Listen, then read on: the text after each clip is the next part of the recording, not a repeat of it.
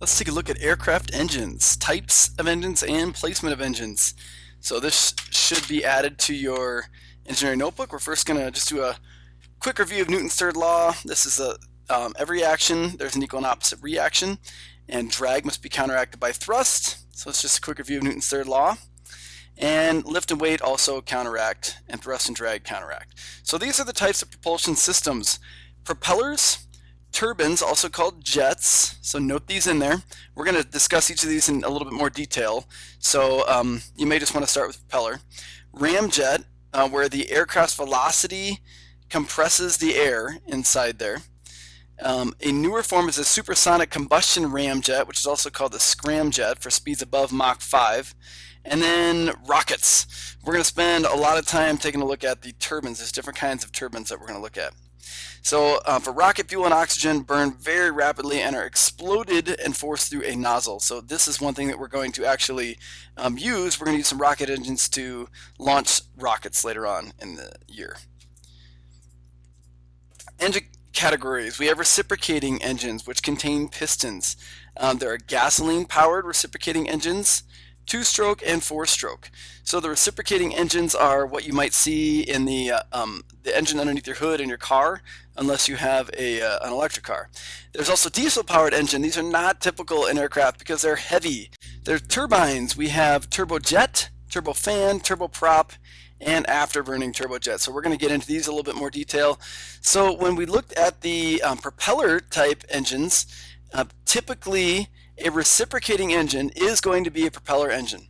So reciprocating engines are propeller engines, and they are gasoline powered. These are the picture of all your different turbines. This all kind of a little overview of what we're going to talk about in this presentation. So engine operations, they have to perform 4 basic operations. So this you want to note down. Every engine has an intake where the fuel and air must be brought into the engine. And in this little turbine here, the intake is right in here. That's where the fuel and air enters.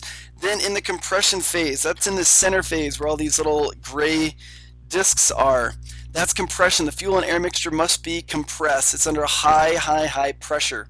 Power is fuel and air mixture are ignited, so there are some igniters in here that's happening back here in that first red region, and that causes it to explode. And then exhaust. The gas has to be clear. They're exhaust and pushed out. Intake, compression, power, exhaust. Intake, compression, power, exhaust. Say it with me. Intake, compression, power, exhaust. A two-stroke engine has 4 operations and they occur in 1 revolution. This typically powers small engines, so ultralight aircraft may have a two-stroke engine.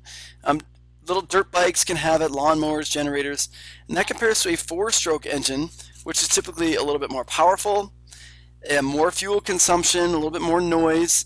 So let's show you the 4-stroke engine. All 4 operations occur in 2 revolutions, so we're going to clarify this a little bit more for you. So we have our first stroke. Typically, again, found in automobiles and small aircraft compared to two-stroke. They're more fuel efficient and quieter as a 4-stroke engine. I'm on the animatedengines.com site, and this is really cool. So let's click on 4-stroke. I'm going to show you the differences here, and let's walk through the stages. So let's slow it down just a little bit.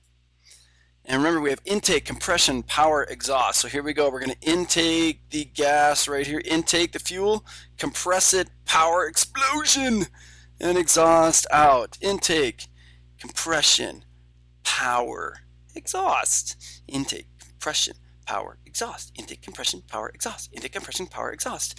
And if you slow this down, it's really kind of cool to see the cams, these little things here. They're called cams. And how it moves this up, this little rocker up. We don't get to see it on the other side.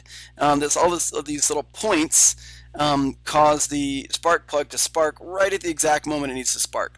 So that's kind of a neat little sample of a 4-stroke engine. So as this happens, this explosion keeps this thing rotating here, our crankshaft rotating. We put some propellers on the end of this thing, and boom, we're flying. All right, so let's go back and let's take a look at the 2-stroke. Two-stroke has the fuel go in right with the crankshaft here, and so I'm going to slow this down. Intake and compression all at once, power and exhaust. So intake, and it also goes up here, compression, power, exhaust, intake, and the intake actually pushes the exhaust out. So everything happens in two strokes. A stroke is an up. So intake, compression power, exhaust intake, compression power, exhaust intake. Everything is happening in two strokes, up and down. And with four-stroke, everything happens in four strokes. 1, 2, 3, 4. 1, 2, 3, 4. 4 strokes for everything to happen. So that is a two-stroke versus four-stroke. A radial engine has all those pistons kind of pushing out towards the outside of something like this rather than all pushing straight up and down. Because if you have an aircraft and they're all pushing straight up and down like this, you're going to get vibrations as you do not want them. But if it's radial, you're going to have lots of pistons. There may be somewhere around 8 to 10, maybe even more, and the pistons are sort of pushing out to counteract forces at the same time to keep everything balanced.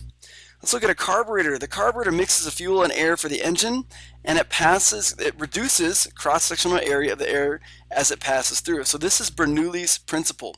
As air velocity increases, as it gets pushes through here, the air velocity has to increase to go through a smaller space. As it increases, there's lower pressure in here.